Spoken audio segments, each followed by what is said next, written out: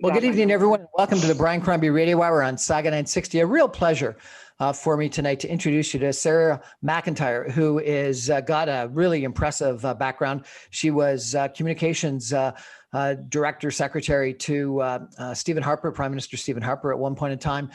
She was a advisor, worked for Tom Flanagan at one point in time. Christy Clark has been on, I think, every media in Canada. And of note for me, she recently was part of a group that published an article in Forbes magazine about the economic prospects for Canada in 2021. And just the other day, it was picked up by OECD. And so, Sara, welcome to our show. How are you? Thank you very much for joining us. Hi, thanks for having me, Brian. Appreciate it. What an unbelievable career you've had. It's been varied. It's lots of peaks and valleys. Well, you certainly have, seen politics very close up. And so for someone that would have an opinion as to how politics is going to influence the economy in 2021, I think you're one of the key people that can comment on the fact that Forbes picked up the article, and now the OECD is obviously a testament to some of the content. And I understand you've just launched your own company, Vacasera? It's Vucasera, actually. Vucasera. Yeah, I launched Vucasera. Yeah, it's hard on the C. I launched that November 9th, which would have been my mom's birthday. So I did that in honor of my mom. It's a business consulting company, and basically, if any company, which most are right now, are looking to pivot or diversify the revenue streams, we take them through a 4-step process and help them get on a more sustainable path. Excellent. Well, let's talk about this Forbes article and the economic prospects for Canada in 2021. The first thing that you talk about is a strategic infrastructure plan. What do you mean by that? Well, I mean, we're such a large country and we're a trading nation. We rely on movement of goods all over this great big country from coast to coast. And I think what we really need to see, instead of a government right now that is kind of just panicking from fire to fire, whether it's be vaccine acquisition or vaccine rollout, we need to see a little bit more longer term strategic thinking and investment into shovel-ready projects. And that includes highways, bridges, roads, our ports as well. And there really doesn't seem to be any type of long-term strategic planning or investment when we're looking at infrastructure in Canada. And that is a must-have if we're going to get out of this pandemic and have an actual economic recovery at some point. And so the argument that you're making in the article is that the government is going to have a significant stimulus plan. It's going to be spent on infrastructure, but you're saying you've got the point of view as to where that infrastructure spending should be placed, correct? Yeah, absolutely. For example, the Port of Prince Rupert, it's a deep water port. If we're looking at transitioning away from oil production and into other resources, the big opportunity that I saw when I worked in British Columbia was liquid natural gas, so LNG. Now, it's a pretty developed market already. Japan and Korea, Indonesia are very, very solid in that sector right now. And it will require you have to have specific vessels that ship out LNG. You have to have specific rail cars that can move LNG as well.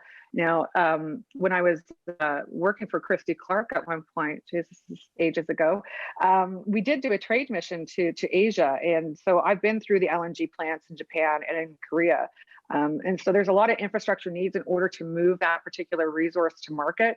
And, right now the US has a ton of LNG and their oil production. So we can't really rely on them as our primary customer anymore. So we need to be looking to Asia. We need to be looking to South Africa or South America and as well as to Europe as well.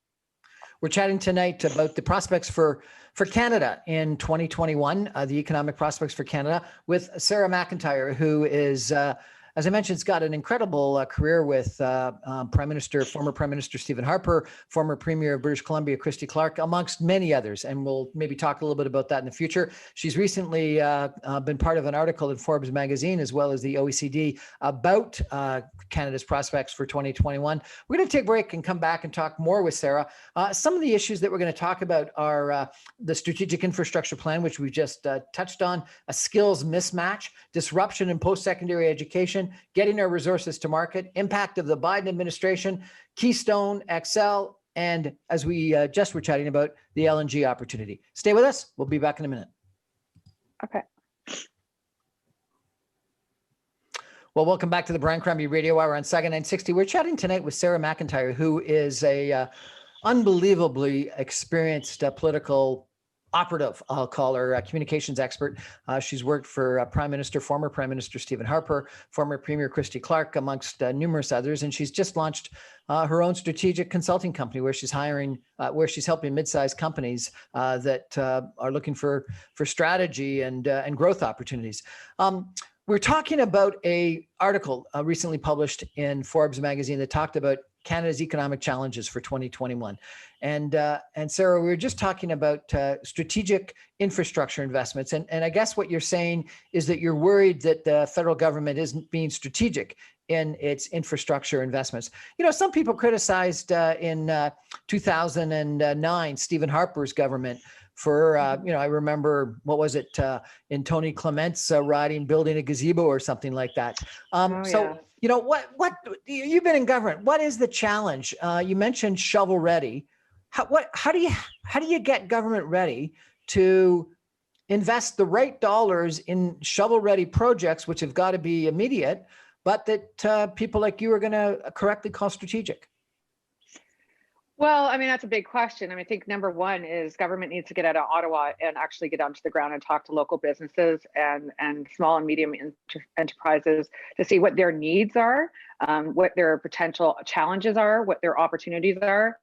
And really, that's the role of our MPs right now, is they should be talking to local businesses. They should be talking to some of the larger companies as well in terms of what are they planning on spending their investments in, and the next 2 to 3 years, and how can the government help with that? So we don't want government making these projects. We just want government to help finance and get some of these projects off the ground that are kind of stuck right now.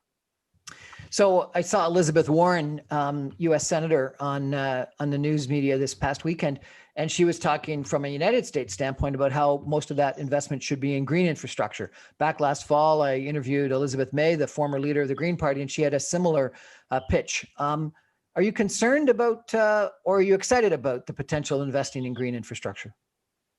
I think it's a really great opportunity, and I remember working with Liz May in Ottawa. She's a nice human being. We disagree on much, but she's a nice person. Look, I think that going forward, we are going to a low carbon economy, and so there should be strategic investments in green energy. And when I worked with Stephen Harper, Prime Minister Stephen Harper, I remember being there at the opening of the first carbon capture and storage facility in Saskatchewan. So there's great opportunities out there. I don't think we need to do this on a binary basis where it's just, if you invest in green energy, you don't invest, or green infrastructure, you don't invest in other things as well. I think we need to be realistic. And I think we need to have an honest conversation about how oil byproducts in Canada have been critical in keeping our frontline workers safe. So what I'm talking about is plastics, right? Plastics, sterilization, PPE, all of those things come from our oil sector. And we really should be proud of that. And that's whether that's the process operator. My father was a process operator at an oil refinery in Corunna, Ontario. I grew up in Courtright, 660 people. And it's a critical supply line, and it's good paying jobs. And we can look at it as not just simply, to get gas into vehicles or diesel. We can look at oil harvesting, I call it oil harvesting, because it is a resource any other that the planet provides, and look at doing it in a way that helps us get to that low carbon economy. So we need to be really, I think, a little bit more honest about all the different byproducts that we rely upon from oil and oil harvesting in this country, and stop pitting the war between oil and green energy. I don't think it needs to be a binary discussion, and I don't think it's helpful. Why do you think it's a binary discussion for so many people? Well, I think it's easy to kind of understand things in black and white for people. Not everyone has the time to be delving into policy books and science papers and all of these things, or getting familiar with every single sector that we have. People are, getting their kids to school, or they used to, and have a lot of busy lives in their own right. So I think, there's also highly paid U.S. ENGOs that operate to besmirch our oil sands in Alberta. We've seen that. There's part of that commission and inquiry that was happening this week, the National Observer, a paper I don't always read, but I have to express, get informed on other sides of the spectrum, not just simply conservative. And they were talking about all these these ENGOs from the US that were going in to do a massive PR smear campaign against our oil sands. So let's talk about XL and Biden. He stopped the Keystone XL project from going ahead. That's obviously a fairly major negative impact on the Alberta economy and on the petroleum sector. What do you think the Canadian government should do? I think we just got to take it as a loss, take it on the chin. There's nothing really else for us to do. I think we should look at other development projects, other pipeline projects that we can get through. This wasn't a surprise from President Biden. He put this in the window long ago. So I don't think anyone's really surprised by his action. I think they were surprised. I was surprised that it was a day one action that he took. So that really shows a priority. And he's really giving a wink and nod to the kind of real left environmental stream of the Democratic Party that he's going to fulfill on the things that he said. So I think we could look at other, we'll always be thick trading neighbors. We will always be that way. But the U.S. is really hurting right now. The economy, their health system, and they're really struggling. And I think that the federal government here would be best to try and be an ally and help and support America get on its feet again, because in the long term, it's going to benefit us in Canada. But we're going to see a lot of sanctions, I think, on steel, on lumber, all the same things that we've dealt with before in the past. I can expect that there's going to be a number of WTO challenges happening from some of their planned policy decisions in the US. But I think what we really need to do is work at having a productive, long-term, sustainable relationship with our biggest trading partner.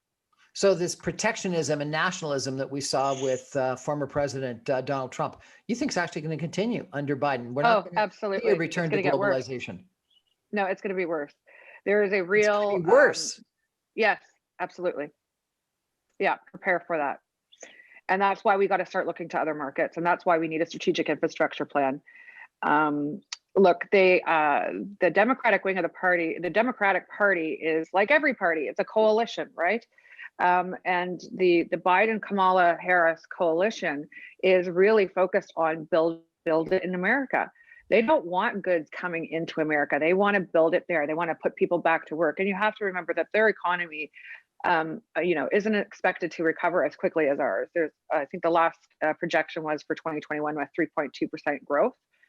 Canada's at 3.7 projected growth. We have a lower unemployment rate. We have a better handle on COVID right now. We don't have vaccines, so that's going to be a problem. Although there was an announcement by the Prime Minister today about Novavax and another company here in Canada about domestic production, but that takes at least 12 months to get jabs in the arm, as they say. So we have some real benefits here in Canada and some advantages.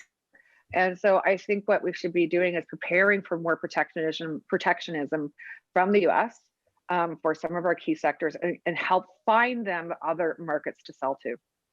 So protectionism from the United States, we've got to find other strategic markets. We need to invest in the strategic infrastructure that allows us to do that. And what is that? So you mentioned ports. You mentioned we talked about pipelines. What are some of the things that you think we need to be investing in? Well, this kind of links closely to the second issue I wanted to talk about is the skills mismatch. We need to not just invest in the hard assets, but we also have to make sure that we have the right skilled labor force in order to get these products to different markets. And right now we have a real mismatch. And I think, and this I will say is a bit of a failure of both the federal government and post-secondary institutions. They have not adapted. There's no disruption in our post-secondary education. I don't know if you realize this, Brian, but Laurentian University declared bankruptcy last week. Bankruptcy, creditor protection. We have a multi-million-dollar French-only university being built in downtown Toronto, and we have other universities that are going bankrupt. We need massive change, and you need a leader to do that. And I don't see anything happening at the federal level on this file. And we have people sitting at home collecting government money. And, you know, I have no problem with that because it's been just such a terrible year and a half for so many people. But we should be upskilling at the same time. So why aren't we giving incentives for individuals to reskill? And why aren't our post-secondary education institutions offering more micro-credentialing? It's kind of, when I worked at George Brown College for a while on a change management project there to get their faculty to adopt an online learning system called Blackboard, with Ann Sato, who's the president. She's a former engineer, very interesting lady. And she's done a lot on the kind of future skills project. She's the chair of that working group. So I got a lot of line of sight to what some of the needs are when it comes to industry in Ontario. But I think that collaboration and that change needs to be accelerated, and it needs to be nationalized. So not nationalized as in the government owns it, nationalized as in a pan-Canadian approach. So, you know, education is a provincial responsibility. You know, I spoke with Wendy Sukier, who is, you know, senior at Ryerson University, and just published a report on the skills mismatch, post-COVID skills that we need just last week. And she was saying that the problem is that institutionally, post-secondary education are wedded to the bricks and mortar strategy. And she said, you know, if any other industry were as wedded to a bricks and mortar strategy as post-secondary education is, they would all fail. And so post-secondary education is one of the most difficult ones, stuck in inertia, failing to adjust to a new digital economy. I'll say it one word: tenure. Once you get tenure, you don't have to do anything, right? And that's not true for all professors and teachers, for sure. But look, I did my undergrad at Western. I did a double degree at Western. I did my master's thesis at University of Calgary, where I did not and have not yet defended my master's thesis. Asked Tom Flanagan. And I've worked at George Brown College. So I've had a lot of work with the post-secondary institutions. And when I was trying to get the faculty, so what the president of George Brown College asked me to do is, can you get our faculty to adopt an online learning management system? It was when they brought it in, it was a multi-million-dollar project, but the adoption rate of faculty was around 35%. So I had to change gears on how we talk to faculty about the benefits of this and why. And it was all because of tenure. If they didn't want to adopt it, they didn't have to, and they wouldn't lose their jobs.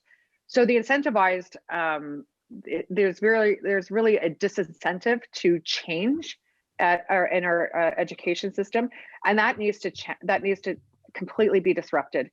And I think that really looking at models that you see in Scandinavian countries, or you can see even in many European countries, where you can upskill in a short period of time, 6 to 8 months. Do you know how long it takes, Brian, for a course and a degree program to get adopted in Canada? How long? It takes almost 8 years. 8 years. So by the time you're teaching a student, you're so out of the technology curve that it's irrelevant. Okay, so we've talked really about the problem is tenure, the problem is inertia. Education is a provincial responsibility.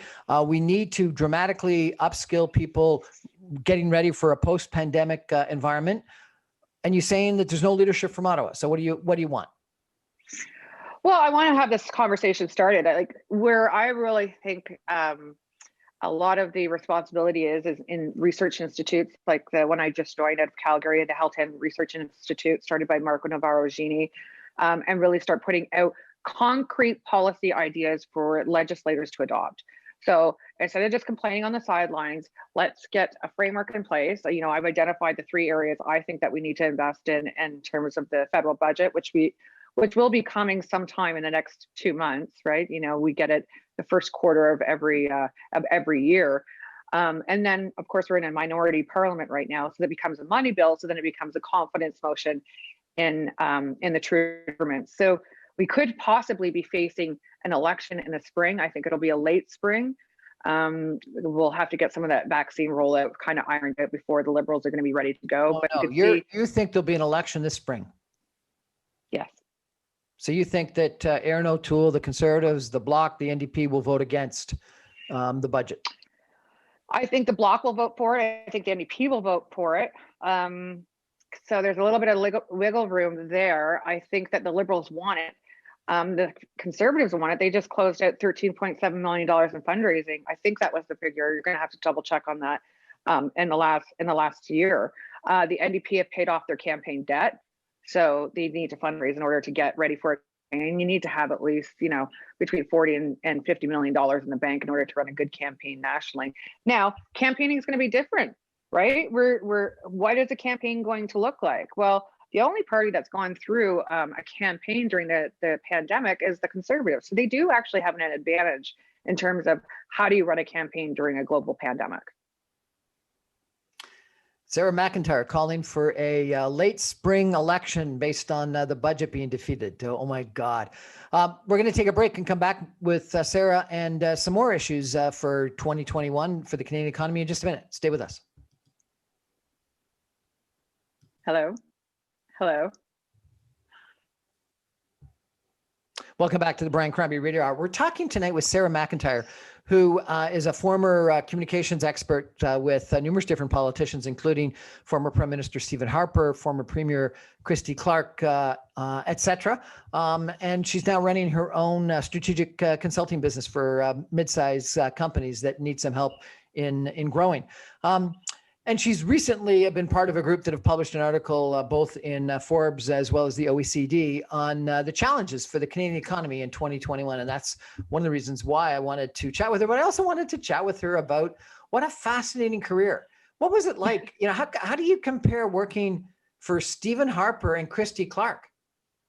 One a conservative, one name a liberal, really liberal. Well, I mean, but Christy's such a campaigner, man. She's fierce, and she was fun to work with. We developed quite a good relationship. I had some fights with the media out there, which, John Doyle of the Globe and Mail called me Canada's next supervillain.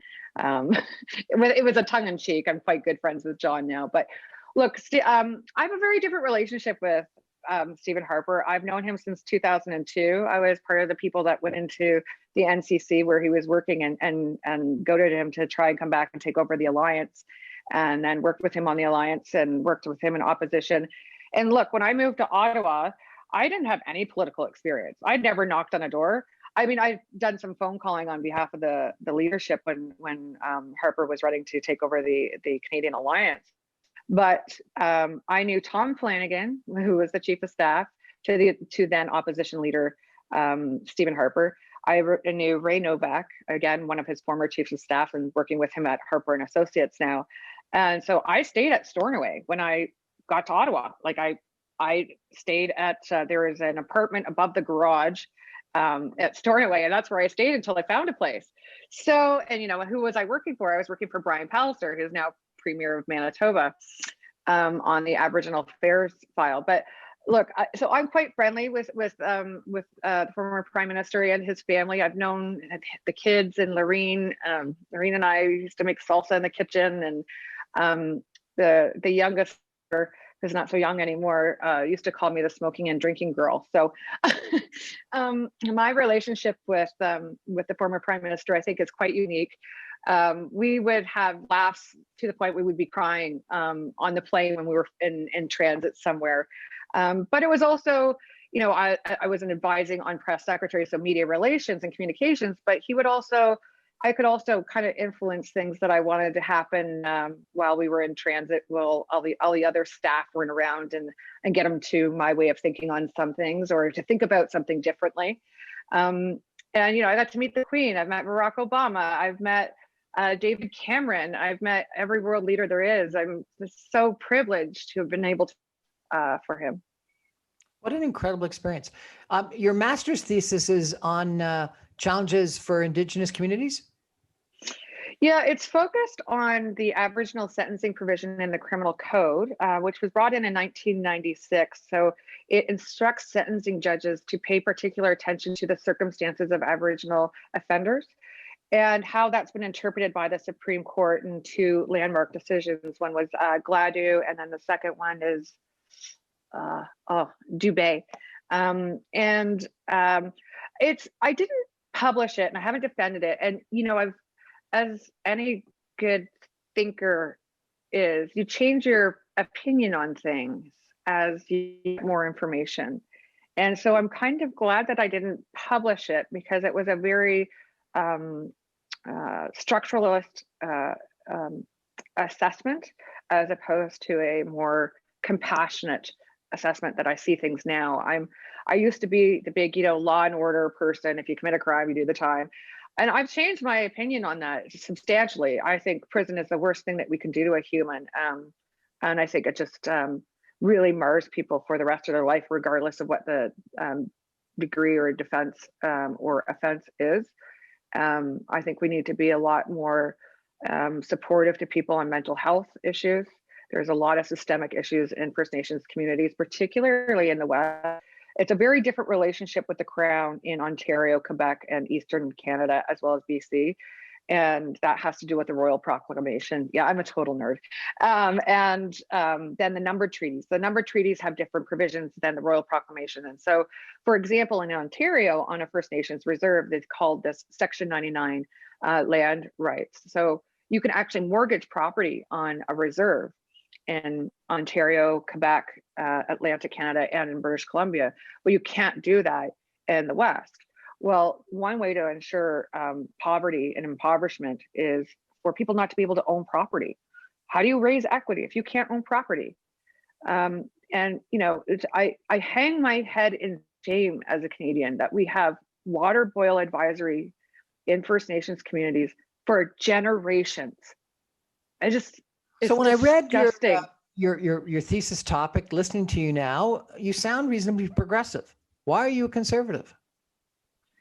Well, I think you could be a conservative and be compassionate. I mean, Marvin Olefsky's compassionate conservatism, right? Don't know if you recall that. He was around during 2003 or so. He wrote several books. Barry Cooper and I went to go see him at the University of Calgary. And I think I'm a humanist first. I think, you can't cast stones if you live in a glass house. And I am by no means got it figured out. But the first thing I can do is listen to them. And the first thing I can do is give them empathy and compassion. That costs me nothing. And it gives them validation and, maybe opens up a door to help someone to get to the next stage of their life where they're not in a vulnerable position. What are we going to do to get our oil to market? Well, first things we need to do is I think we should align with other oil producing countries and take on OPEC, because if the price of oil is at a certain level, projects just don't make economic sense. So how do we take on OPEC? How do we do that? I don't know. I don't have the answer for everything, but you have to get the price of oil back to where some of these projects make economic sense. And another big one, I was talking to Marco Navarro-Gini, who's the founder of this institute I just joined. He says the other big thing is interprovincial trade barriers, right? So how are I can't get wine from BC, my favorite vineyards, at Quails Gate and some of the other smaller ones. I love Quails, Grey Monk. Great wine. I know. I used to live by Quails Gate. Oh, I loved it. The Stewart family. Bill Stewart was a cabinet minister in Christy Clark's government. Very nice, very, very nice family. The last time actually I saw Harper on a campaign event, it was actually at Quails Gate, which Harper never went through Kelowna because it's such a safe conservative seat. But anyway, I digress. I think that interprovincial trade barriers are a big problem. So when you've got Horgan and the NDP in firm control of BC, they'll be in power for another 5-6 years. How do they work with Jason Kenney and the oil patch? That has to be a priority, and it has to be, once a good moves from one province to another, it's federal jurisdiction, and therefore we really need to see leadership from the feds on this file if we are going to get oil, gas, anything else to market. I mean, and it's still with rail as well. You know, you've got a lot of grain and gas that's moving through rail across the country, and we need to make sure that, you know, the freight rates and all those things that apply to that make things either make economic sense or not economic sense for a company and a business. We've got to get that evened out so it's certain and it's equal in all provinces. So Prime Minister Trudeau's put a substantial amount of money buying a pipeline or an opportunity to build a pipeline. Should we be building should the federal government be building a pipeline to the Pacific coast? No, absolutely not. I think that they could finance it. Fine, do that. But you know, every time we've seen the feds get involved in energy, it's a bloody disaster. And who always pays for it? Alberta. So no. And yes, my dad, he's passed as well. But he was process operator in an oil refinery. And the very last project my dad did was a pipeline from Corunna, Ontario to Joffre, Alberta. And the last picture I had him at work is actually turning on the pipeline from Corunna to Joffre. And that was something I'm quite proud of. And I've worked in polypropylene and polyethylene plants as well. On the health and safety, I'm very familiar with the production and refinement process and byproducts, but absolutely not. The government should not be building that pipeline. They can finance it fine, and they can get it to market. They can help get it to market, but they should not be project managing or anything. Okay, so given where we are right now, where they actually own the opportunity, what do you think if Aaron O'Toole wins the election, what should the Conservatives do with our pipeline? Well, I think, you know, if he wins, we got to look at what oil cost is because it changes everything on a big build like that.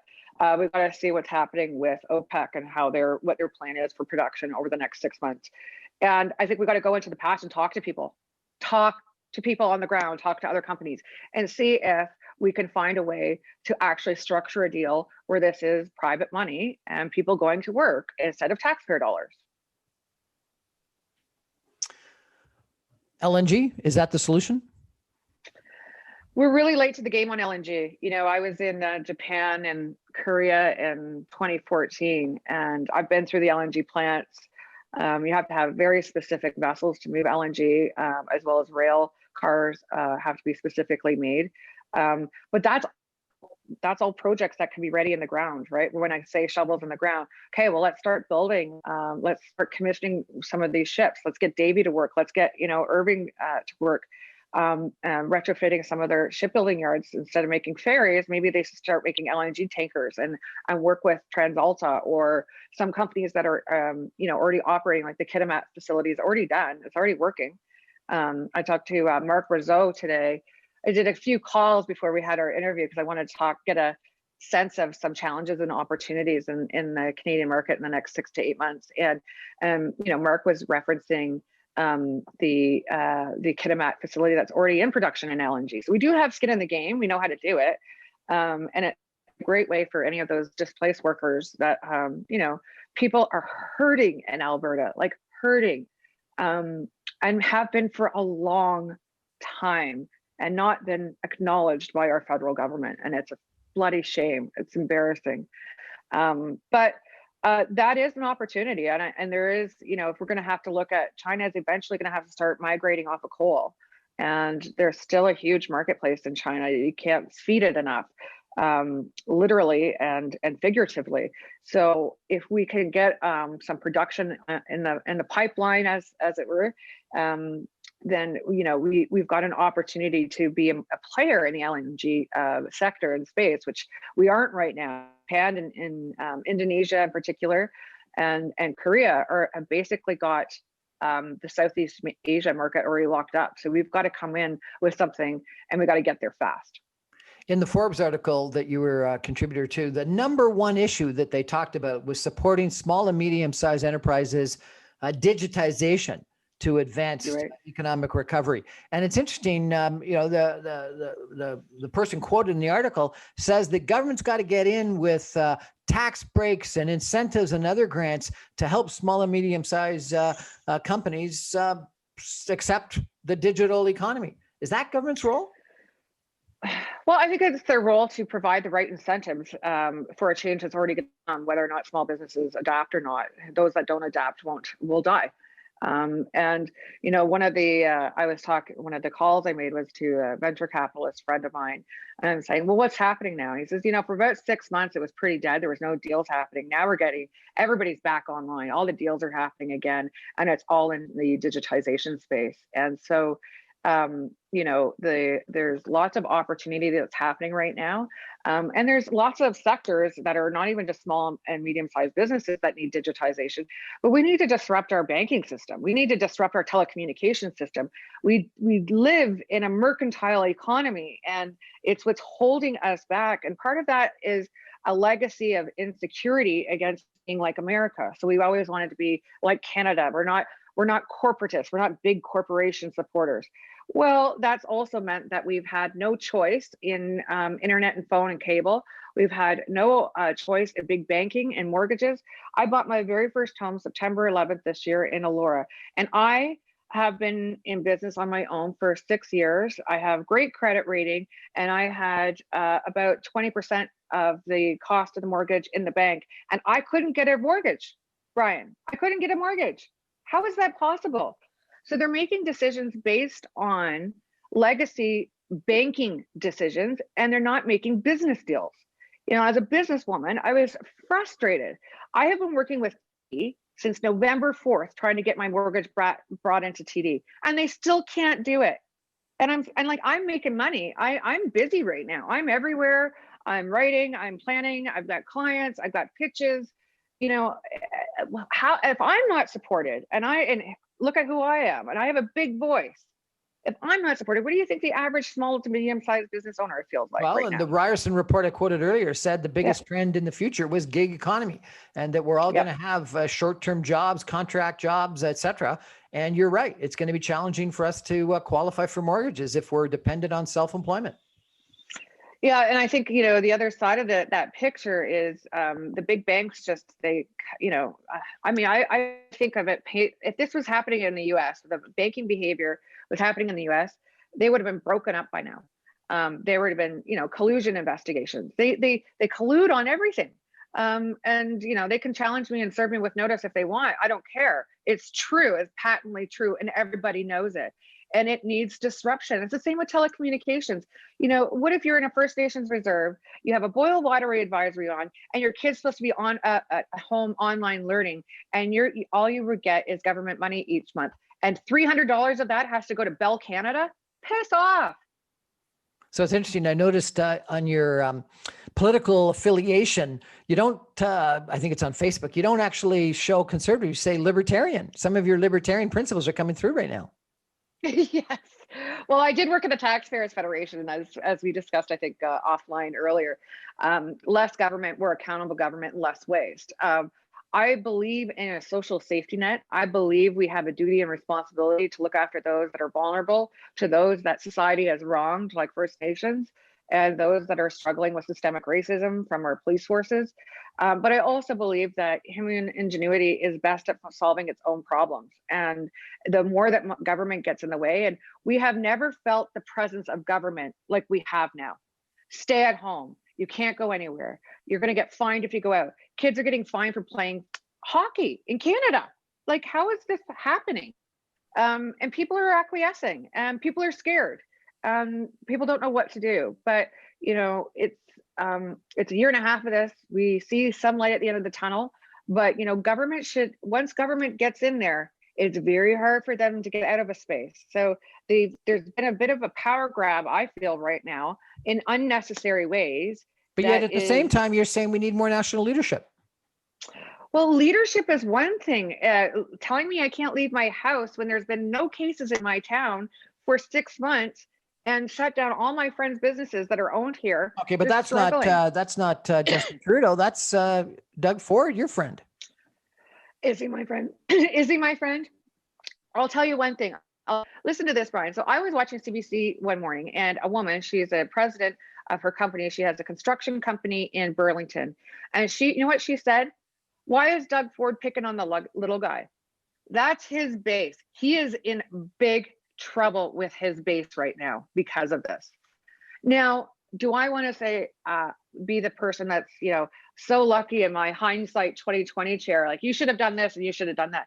No, These guys are working flat out. I know they have the interest of Canada or the interest of Ontarians first, as Doug does. But I don't think that they're talking to the right people. I don't think they've stood up to Trudeau on certain things. You know, the fact that we just got testing at Pearson, like how do we just have at the airport? When I came back from La Jolla, I was in California in September on some business, and the McGill was running a pilot project for testing there. So I've had like 8 COVID tests, by the way. Ugh, all negative. But it was a voluntary test for international travelers. Well, why was that voluntary? Why were we letting people in from Italy for 3 months when it was known to be the worst hotspot in the world? We weren't even, the border agents were even asking if people had any symptoms. Like, there has been a failure of leadership on the most important issue facing our country. And that lays at the feet of the Prime Minister. But yet, and you pointed out, we've done a lot better in the United States. We have a infection rate in Canada that is 5 times lower than the infection rate in the United States on a per capita basis, and a mortality rate that's even lower than that. So versus our closest comparable, we've done pretty damn good. Well, the US has 25% of all cases worldwide, Ryan. Versus so we're really comparing. We're comparing ourselves to the bottom. You know, even Russia's doing better than that. Okay, but you take a look at the international statistics. Canada is doing extremely well, and the only reason why we're actually pulled down at what is, cost? frankly, if you take a look at Quebec. Quebec is quite negative in the on the statistics on a per capita either incidence or mortality. Ontario is far lower, and Canada sort of averages out. Well, look, I mean, I am no expert. I'm going to say that one more time. I am no expert or a disease specialist or anything like that. So I do think that there are lessons learned. There are always lessons learned. We should have learned some of these lessons from the SARS outbreak, which we didn't do. And I think the cost of where we're performing right now, like, we're going to be at a 50.7% federal debt deficit ratio, and our debt to GDP is going to be the highest it's ever been, ever. And so, you know, what is the return we're getting, and what are we putting on to the next generation for every government dollar on a government service? Come on, you're saying we need federal leadership. We need to invest. But leadership doesn't mean money. Leadership means choices. Leadership means choices and priorities. Leadership means choices and priorities. I don't mind government spending money, but it has to be on the right things. And frankly, I don't think they've been leading on that file. I think they've just been spending like they're printing money. Wait till the inflation kicks in. We've spent more on a per capita basis than any other of our G7 counterparts, and we're not faring better than them. The only one that we're beating is the US. Oh, congratulations. Well, they had a sociopath in the White House for the past 4 years. So what do you expect? We're chatting with Sara MacIntyre. What an interesting conversation. We're going to take a break and come back with some concluding comments in just a minute. Stay with us. Welcome back to the Brian Crombie Radio Hour. I'm having a lot of fun tonight talking with Sara MacIntyre, who has an incredible career. And sometime I'm going to just do a show with her talking about her career, because my gosh, she has met just so many interesting people, including working with former Prime Minister Stephen Harper, former Premier of BC, Christy Clark. She's talked about meeting Barack Obama. She's talked about meeting David Cameron, the Queen, etc. And being part as press secretary, communications expert, so many of the important files in Canada over the course of the last decade and a half, I guess. What do you think the ballot box question is going to be if there is an election, Sara? And how do you think Erin O'Toole and the new Conservative Party have done? Well, we had to go through a change. We had to have the second generation of leadership take over. And really, is it the second generation of leadership? I don't know. I think Erin's acceptance speech really got me inspired. However, I don't think that they're really doing well in fundraising. I don't think they're doing well in terms of offering an alternative vision for the country. I don't think they're thinking strategically or long term. I've been a bit disappointed, to be honest. And you know, full acceptance or disclosure, I've never worked with Mr. O'Toole directly. Most other conservative leaders I have. So I don't know what he's like to work for. I know people are fiercely loyal to him. I just sorry. My battery just went low. Do you want to start that again? Nope, go ahead. Okay.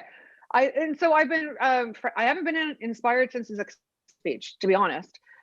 So I don't think I think there needs to be a little bit more bold and decisive action, more strategic action. I think he needs to remember who the voting coalition of conservative majority voters are and speak to them, but also speak to Canadians. I'm happy with his French proficiency. That's like très bien. J'ai pas disé mon français avec mon petit chien chaque jour. But we need to do more. We want to be inspired. We want to have a bolder vision that's an alternative to what the Liberals are calling the Great Reset, which is just like gag me. Anyway, I think he needs to be stronger and take risky choices. In the last election, Andrew Scheer just couldn't sell in suburban GTA, suburban Montreal, suburban Vancouver. Is Aaron O'Toole too beholden to the extreme right wing and religious right in the Conservative Party to sell in suburban Ontario? I think he's no, I don't think he's too. I think we've really started routing that kind of control and power that was disproportionate of the social conservative element of the party, and you could see that in his acceptance speech.